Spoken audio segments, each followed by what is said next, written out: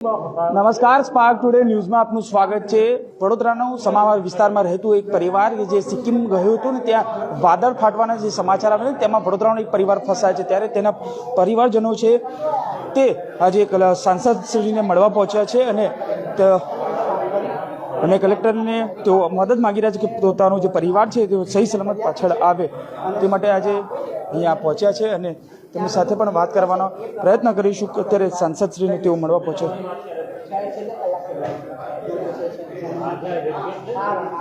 હા, રાણા પરિવારના સભ્યો છે, 4 લોકો ત્યાં ફસાયા હોવાની વાત સામે આવી રહી છે।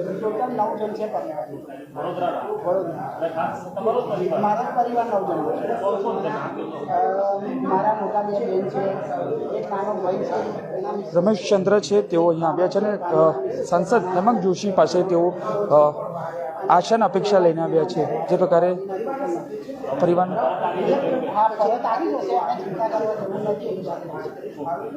આ વડોદરાના પરિવાર શું કહેશો, કઈ જગ્યા છે ને ક્યાં ગયા હતા ને?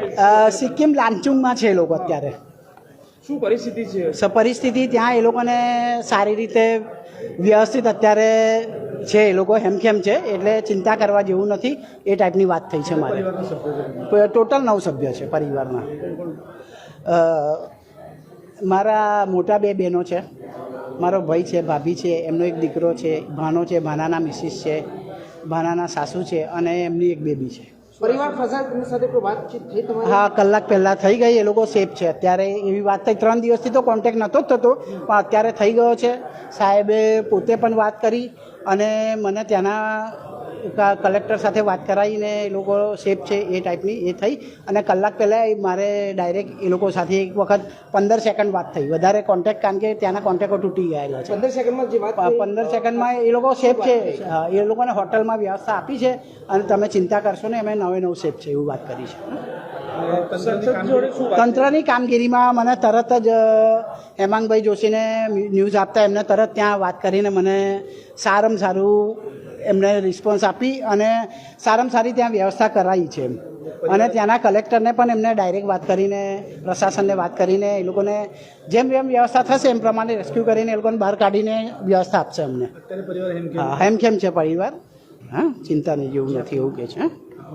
મારું નામ રામચંદ્રભાઈ। જે પ્રકારે જે પરિવાર છે પરિવાર સાથે સંપર્ક થતા તેઓ સાથે વાતચીત પણ થઈ છે અને રમેશભાઈ રાણા છે તેમનું પરિવાર ત્યાં સિક્કિમ ગયું હતું અને સિક્કિમથી અત્યારે જે સમાચાર મળી રહ્યા છે કે તેઓ ત્યાં સહી સલામત છે, પરંતુ હેમખેમ તેઓ પરત ફરે તે માટે પણ તે સાંસદ જોડે વાતચીત કરી રહ્યા છે ને હવે જ્યારે પરિસ્થિતિ જ્યાં સહી સલામત થશે એટલે જે પ્રકારે ત્યાં પરિસ્થિતિ સારી થશે ત્યારબાદ જ આ વડોદરાનું પરિવાર અહીંયા પાછું આવશે। પરંતુ જે પ્રકારે જે સિક્કિમની અંદર જે ભૂસ્ખલન થયું છે, વાદળ ફાટ્યા છે તેવા સમાચાર સામે આવી રહ્યા છે। વડોદરાનું આ એક પરિવાર ત્યાં ગયું હતું, 9 લોકો જેટલા સભ્યો છે અને તે ત્યાં અત્યારે સહી સલામત છે, એટલે તેઓ તેમના પરિવાર છે રમેશભાઈ રાણા તેઓ આજે સંસદને મળવા આવતા ને તેમને ત્યાંના કલેક્ટર સાથે વાતચીત કરીને તે પરિવાર સાથે અત્યારે એક હોટલમાં સેફ રાખવામાં આવ્યા છે।